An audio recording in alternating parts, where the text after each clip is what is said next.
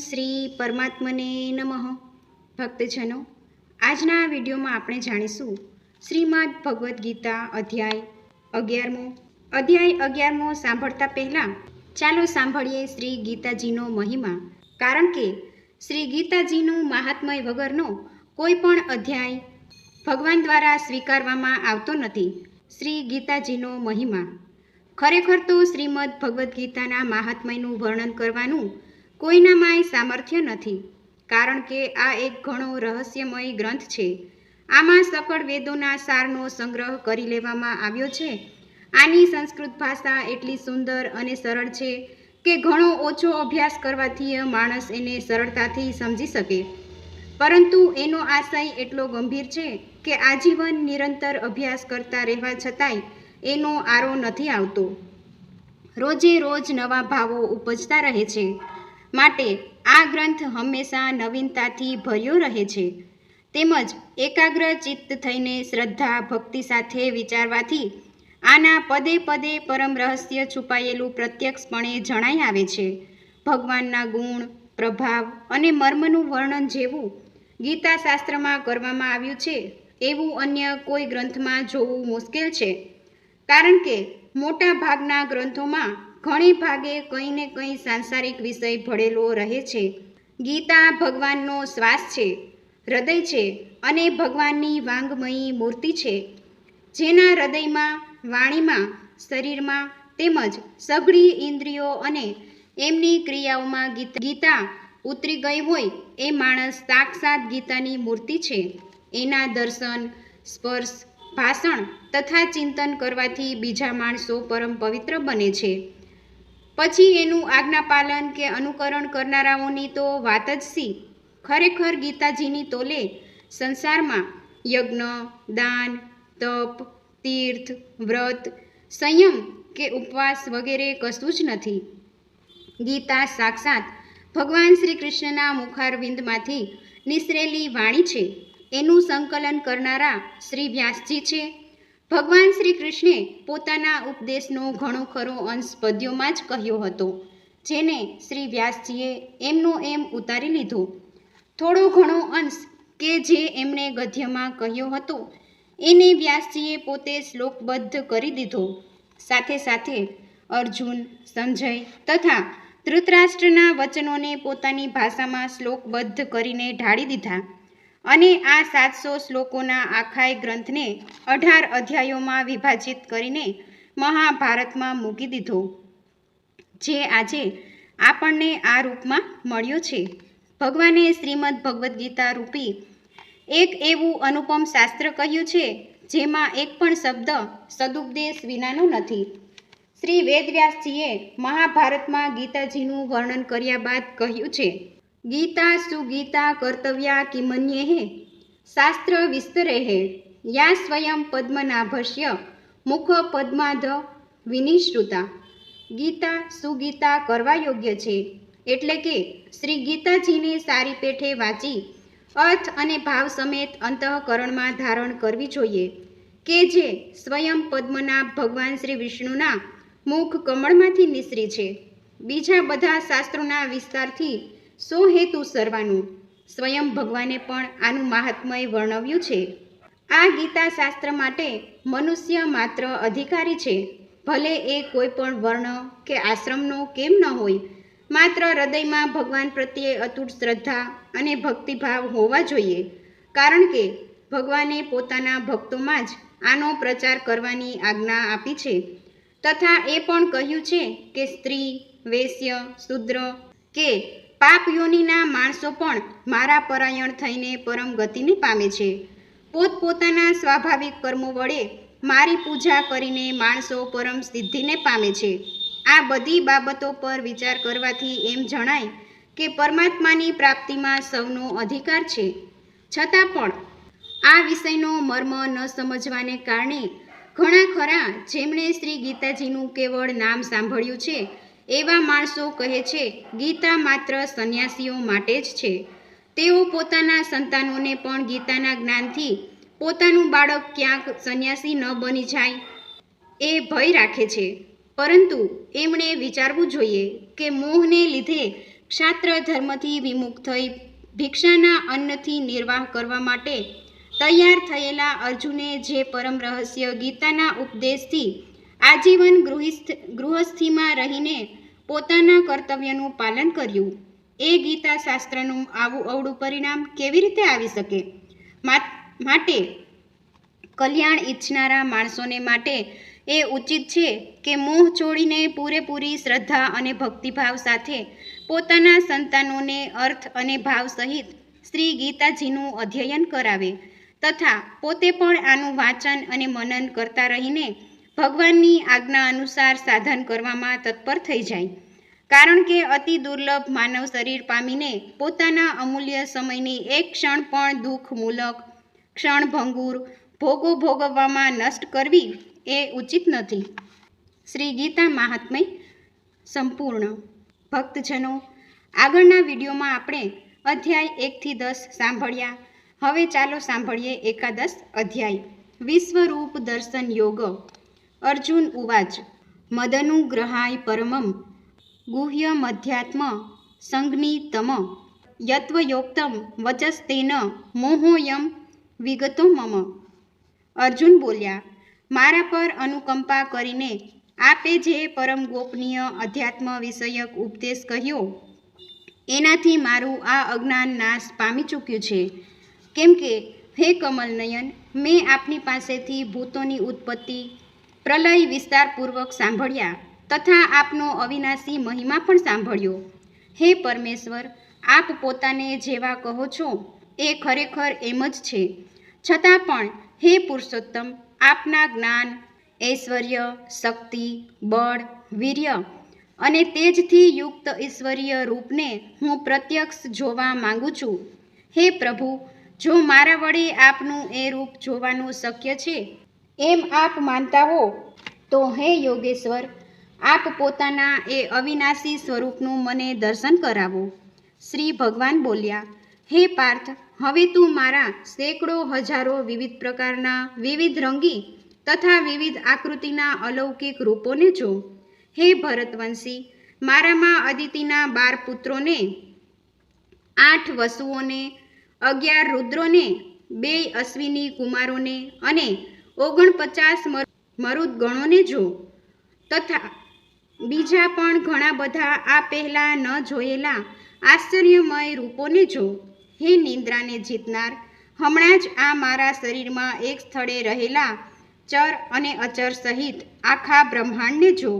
તથા બીજું પણ જે કંઈ જોવા ઈચ્છતો હોય એ જો.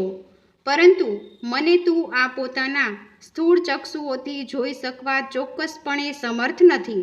માટે હું તને અલૌકિક ચક્ષુ આપું છું, એનાથી તું મારી ઈશ્વરીય યોગ શક્તિને જો. સંજય બોલ્યા, હે રાજન, મહાયોગેશ્વર તેમજ સર્વ પાપોને હરનાર ભગવાન હરિએ આમ કહ્યા પછી અર્જુનને પરમ ઐશ્વર્યયુક્ત દિવ્ય સ્વરૂપ દેખાડ્યું. અનેક મુખ અને નેત્ર ધરાવનાર, અનેક અદ્ભુત દ્રશ્યોથી યુક્ત, ઘણા બધા દિવ્ય આભૂષણોથી યુક્ત અને કેટલાય ઉગામેલા દિવ્ય આયુધો હાથોમાં ધારણ કરેલા, દિવ્ય માળા તેમજ વસ્ત્રોને ધારણ કરેલા તથા જેમના શ્રી વિગ્રહમાંથી દિવ્ય ચંદનનો પરિમળ પ્રસરી રહ્યો છે એવા બધી જ જાતના આશ્ચર્યોથી યુક્ત, સીમા વિનાના અને સર્વ તરફ જેમના મુખો છે એવા વિરાટ સ્વરૂપ પરમદેવ પરમેશ્વરને અર્જુને જોયા. હે રાજન, આકાશમાં હજારો સૂર્યોના એકસાથે ઉદય થવાને લીધે જે પ્રકાશ ઉપજે તે પણ એ વિશ્વરૂપ પરમાત્માના પ્રકાશ જેટલો ભાગ્યે જ હશે. પાંડુપુત્ર અર્જુને એ વખતે અનેક પ્રકારે વિભાજિત આખા બ્રહ્માંડને દેવોનાય દેવ ભગવાન શ્રી કૃષ્ણના એ શરીરમાં એક સ્થળે રહેલું જોયું. ત્યાર પછી આશ્ચર્યમાં ડૂબેલા અને હર્ષ પુલકિત થયેલા ધનંજય પ્રકાશમાન વિશ્વરૂપ પરમાત્માને શ્રદ્ધા અને ભક્તિ સાથે મસ્તક નમાવીને હાથ જોડી સ્તુતિ કરવા લાગ્યા. અર્જુન બોલ્યા, હે દેવ, હું આપના શ્રી વિગ્રહમાં સઘળા દેવોને તથા અનેક ચરાચર પ્રાણીઓના સમૂહોને, કમળના આસન પર બિરાજેલા બ્રહ્માને, મહાદેવને, સમસ્ત ઋષિઓને અને દિવ્ય સર્પોને જોઉં છું. હે સકળ વિશ્વના સ્વામી, આપને અસંખ્ય ભુજાઓ, ઉદર, મુખ અને નેત્ર ધરાવનાર તેમજ સર્વ તરફ અનંત રૂપો ધરાવતા જોઉં છું. આખું વિશ્વ જેનું સ્વરૂપ છે એવા હે વિશ્વરૂપ, હું ન તો આપના અંતને જોઉં છું, ન તો મધ્યને કે ન તો આદિને. આપને હું મુકુટધારી, ગદાધારી અને ચક્રધારી, બધી બાજુએ પ્રકાશમાન, તેજના પુંજ સ્વરૂપ, ધગધગતા અગ્નિ અને સૂર્યના જેવા તેજસ્વી, મુશ્કેલીથી જોઈ શકાય એવા તેમજ બધી બાજુએ અમાપ સ્વરૂપે જોઉં છું. આપ જ જાણવા યોગ્ય પરમ અક્ષર એટલે કે પરબ્રહ્મ પરમાત્મા છો. આ જગતના પરમ આશ્રય છો. આપ જ શાશ્વત ધર્મના રક્ષક છો અને આપ જ અવિનાશી સનાતન પુરુષ છો એવો મારો મત છે.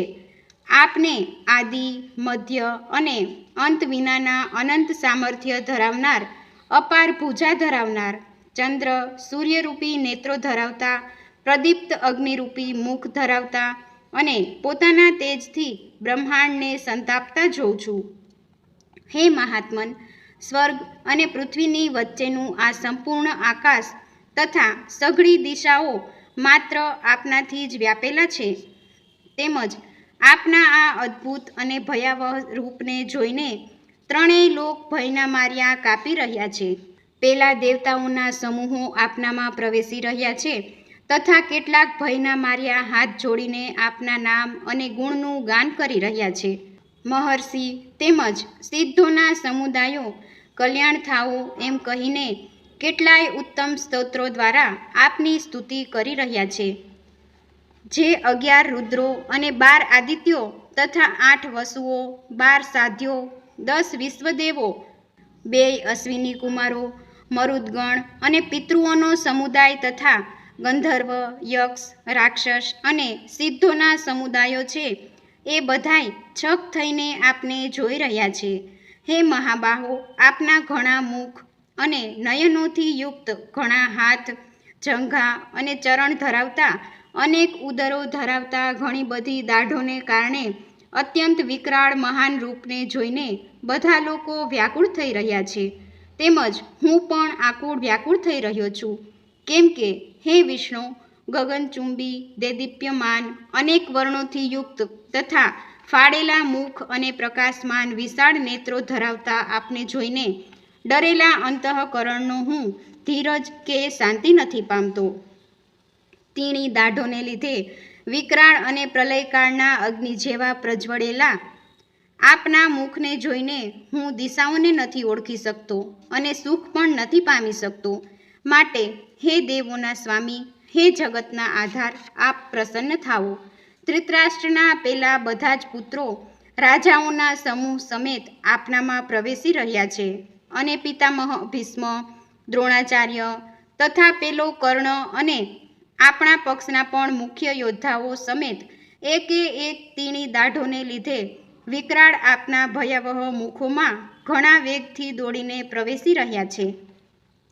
કેટલાક તો ભૂક્કા થયેલા માથા સહિત આપના દાંતોની વચ્ચે ભીસાયેલા દેખાઈ રહ્યા છે.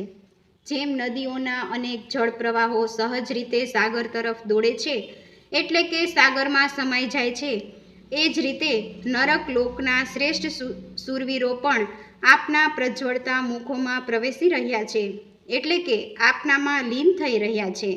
જેમ પતંગિયા મોહને વશ થઈ નષ્ટ થવા માટે પ્રજ્વલિત અગ્નિમાં ઘણા વેગથી ઉડતા ઉડતા જાતે જ પ્રવેશતા હોય છે, એમ જ આ સર્વે પણ પોતાના નાશ માટે આપના મુખમાં અતિ વેગથી જાતે જ પ્રવેશી રહ્યા છે. આપ એ સમસ્ત લોકોને પ્રજ્વળતા મુખો દ્વારા કોળીઓ કરતા ચારે કોરથી વારંવાર ચાટી રહ્યા છો. હે વિષ્ણુ, આપનો ઉગ્ર પ્રકાશ સકળ બ્રહ્માંડને તેજથી ભરી દઈને સંતાપી રહ્યો છે. મને જણાવો કે ઉગ્ર રૂપધારી આપ કોણ છો? હે દેવાધિદેવ, આપને નમસ્કાર કરું છું. આપ પ્રસન્ન થાઓ. આદિ પુરુષ આપને હું વિશેષ રૂપે ઓળખવા માંગુ છું, કેમ કે હું આપની પ્રવૃત્તિને નથી સમજી શકતો. શ્રી ભગવાન બોલ્યા, હું લોકોને સંહાર કરનાર વધી ગયેલો મહાકાળ છું. અત્યારે આ લોકોનો સંહાર કરવા માટે પ્રવૃત્ત થયો છું. માટે જે પ્રતિપક્ષીઓની સેનામાં રહેલા યોદ્ધાઓ છે એ બધા તારા વિના પણ નથી રહેવાના. એટલે કે તું યુદ્ધ નહીં કરે તો પણ આ સર્વેનો નાશ તો થવાનો જ છે. માટે તું ઊભો થા, યશ મેળવ અને શત્રુઓને જીતીને ધન ધાન્યથી સમૃદ્ધ રાજ્યને ભોગવ. આ સર્વે શૂરવીરો પહેલેથી જ મારા વડે હણાયેલા છે. હે સવ્યસાચી, તું તો કેવળ નિમિત્ત માત્ર થા. દ્રોણાચાર્ય, ભીષ્મ પિતામહ, જયદ્રથ, કર્ણ તથા બીજા ઘણા બધા મારા વડે હણાયેલા શૂરવીર યોદ્ધાઓને તું હણ. ભય રાખીશમાં. ચોક્કસ તું યુદ્ધમાં વેરીઓને જીતીશ. માટે યુદ્ધ કર. સંજય બોલ્યા. શ્રી હરિ કેશવના આ વચનને સાંભળીને કિરીટી અર્જુન હાથ જોડી થરથર કાપતા નમસ્કાર કરીને ફરીથી ઘણા બીતા પ્રણામ કરીને શ્રી કૃષ્ણની ગદગદ વાણીથી સ્તુતિ કરવા લાગ્યા. અર્જુન ફરીથી સ્તુતિ કરતા બોલ્યા, હે અંતર્યામી, એ યોગ્ય જ છે કે આપના નામ, ગુણ અને પ્રભાવના કીર્તનથી વિશ્વ ઘણું હરખાઈ રહ્યું છે અને પ્રેમ વિહવળ પણ થઈ રહ્યું છે. તેમજ ભય પામેલા રાક્ષસો આમ તેમ નાસી રહ્યા છે તથા સર્વે સિદ્ધ ગુણોના સમૂહો નમસ્કાર કરી રહ્યા છે. હે મહાત્મન, બ્રહ્માના પણ આદિ કરતા અને સૌથી મોટા આપને તેઓ કેમ ન નમે? કેમ કે હે અનંત, હે દેવતાઓના ઈશ, હે વિશ્વના પરમ આધાર, જે સત અસત અને એ બેયથી પર અક્ષર એટલે કે સચ્ચિદાનંદ ઘન બ્રહ્મ છે, એ આપ છો. આપ આદિદેવ અને સનાતન પુરુષ છો. આપ આ જગતના પરમ આશ્રય, જાણનાર, જાણવા યોગ્ય અને પરમ ધામ છો.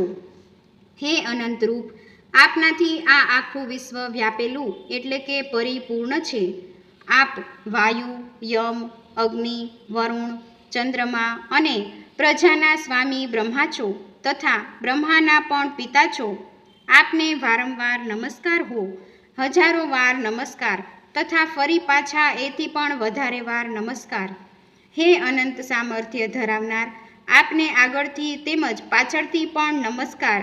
હે સર્વના આત્મા, આપને બધી બાજુએથી નમસ્કાર કરું છું.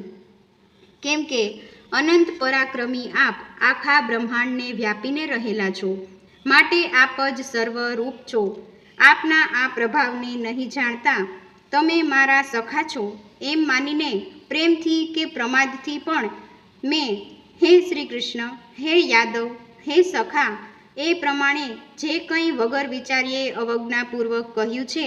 અને હે અચ્યુત, આપ જે મારા વડે વિનોદ ખાતર વિહાર, શૈયા, આસન અને ભોજન આદિ કરતી વખતે એકાંતમાં કે પછી એ સખાઓની સામે પણ અપમાનિત કરવામાં આવ્યા છો, એ સર્વ અપરાધો અપ્રમેય સ્વરૂપ એટલે કે અચિંત્ય પ્રભાવના આપને હું ક્ષમા કરવાની પ્રાર્થના કરું છું. આપ આ ચરાચર જગતના પિતા, સૌથી મોટા ગુરુ અને ઘણા પૂજનીય છો. હે અતુલ પ્રભાવ ધરાવનાર, ત્રણેય લોકમાં આપના સમાન બીજું કોઈ નથી. પછી ચડિયાતું તો કોઈ ક્યાંથી હોઈ શકે? માટે હે પ્રભુ, હું શરીરને સારી પેઠે ચરણોમાં નિવેદિત કરીને પ્રણામ કરીને સ્તુતિને યોગ્ય આપ ઈશ્વરને પ્રસન્ન થવા માટે પ્રાર્થું છું. હે દેવ, પિતા જેમ પુત્રના, સખા જેમ સખાના અને પતિ જેમ પ્રિયતમા પત્નીના અપરાધોને સહી લે છે, એમ જ આપ પણ મારા અપરાધ સહી લેવા યોગ્ય છો. હું પહેલાં ન જોયેલા આપના આ આશ્ચર્યમય રૂપને જોઈને હરખાઈ પણ રહ્યો છું અને મારું મન ભયને લીધે ઘણું વ્યાકુળ પણ થઈ રહ્યું છે. માટે આપ પોતાનું પેલું ચતુર્ભુજ વિષ્ણુ રૂપ જ મને દર્શાવો. હે દેવેશ, હે જગન્નિવાસ, પ્રસન્ન થાઓ. હું એવા જ આપને મુગટધારી તથા ગદા અને ચક્ર હાથમાં ધારણ કરેલા જોવા ઈચ્છું છું. માટે હે વિશ્વ સ્વરૂપ, હે હજાર હાથવાળા, આપ એ જ ચતુર્ભુજ રૂપ પ્રગટ થાઓ. શ્રી ભગવાન બોલ્યા, હે અર્જુન, તારા પર અનુકંપા કરીને મેં પોતાની યોગ શક્તિના પ્રભાવે આ મારું ઉત્કૃષ્ટ તેજોમય સર્વનું આદિ અને અસીમ વિરાટ રૂપ તને દર્શાવ્યું છે, જેને તારા સિવાય બીજા કોઈએ પહેલાં નહોતું જોયું. હે કુરુવંશીઓમાં શ્રેષ્ઠ વીર, મનુષ્ય લોકમાં આવો વિશ્વરૂપ ધારી હું તારા સિવાય બીજા કોઈનાથી ન તો વેદ અને યજ્ઞોના અધ્યયનથી જોઈ શકાઉં છું, ન દાનથી જોઈ શકાઉં છું, ન શાસ્ત્રવિહિત કર્મોથી જોઈ શકાઉં છું, ન આકરા તપથી જોઈ શકાઉં છું. મારા આવા આ વિકરાળ રૂપને જોઈને તને વ્યાકુળતા ન થાવો અને મૂઢ ભાવ પણ ન થાવો. તું નિર્ભય અને પ્રસન્ન મન થઈને એ જ મારા આ શંખ ચક્ર ગદા પદ્મધારી ચતુર્ભુજ રૂપને ફરીથી જો. સંજય બોલ્યા, હે રાજન, વાસુદેવ શ્રી હરિએ અર્જુનને આ પ્રમાણે કહીને પાછું એવું જ પોતાનું ચતુર્ભુજ સ્વરૂપ દર્શાવ્યું અને પછી સૌમ્ય મૂર્તિ થઈને આ ભય પામેલા અર્જુનને મહાત્મા શ્રી કૃષ્ણે ધીરજ આપી. અર્જુન બોલ્યા, હે જનાર્દન, આપના આ પરમ શાંત મનુષ્ય રૂપ જોઈને હવે હું સ્થિર ચિત્ત થયો છું અને પોતાની સ્વાભાવિક સ્થિતિને પામ્યો છું. શ્રી ભગવાન બોલ્યા, મારું જે ચતુર્ભુજ રૂપ તે જોયું છે એ સુદુર્દર્શ છે, એટલે કે એના દર્શન થવા ઘણા દુર્લભ છે. દેવતાઓ પણ સદા આ રૂપના દર્શનની ખેવના રાખ્યા કરે છે. જેવો તે મને જોયો છે એવો ચતુર્ભુજ રૂપ ધારી હું ન તો વેદોથી જોઈ શકાઉં છું, ન તપથી જોઈ શકાઉં છું, ન દાનથી જોઈ શકાઉં છું કે ન યજ્ઞથી જોઈ શકાઉં છું. પરંતુ હે પરંતપ અર્જુન, અનન્ય ભક્તિ દ્વારા આવો ચતુર્ભુજ રૂપ ધારી હું પ્રત્યક્ષ દેખાવા માટે, તત્વથી જાણવા માટે તથા પ્રવેશ કરવા એટલે કે એકાત્મ ભાવે પ્રાપ્ત થવા માટે પણ શક્ય છું. હે પાંડુપુત્ર, જે કેવળ મારા જ ખાતર સઘળા કર્તવ્ય કર્મનો કરનારો છે, મારે પરાયણ છે, મારો ભક્ત છે, આસક્તિ વિનાનો છે અને સર્વ પ્રાણીઓ પ્રત્યે વેરભાવ રહિત છે, એ અનન્ય ભક્તિયુક્ત માણસ મને જ પામે છે. ઓમ તત્સદિતિ શ્રીમદ્ ભગવદ્ ગીતા સુપનિષત્સુ બ્રહ્મ વિદ્યાયામ યોગશાસ્ત્રે શ્રી કૃષ્ણાર્જુન સંવાદે વિશ્વરૂપ દર્શન યોગો નામેકા દશોધ્યાય સંપૂર્ણમ. વિશ્વરૂપ દર્શન યોગ નામનો 11મો અધ્યાય સમાપ્ત. જય શ્રી હરિ. આવા જ નવા વિડીયો માટે સબસ્ક્રાઈબ કરો ધર્મદર્પિત ચેનલને. ફરી મળીશું નવા વિડીયો સાથે. આપ સૌને ધર્મદર્પિત ચેનલના જય શ્રી કૃષ્ણ.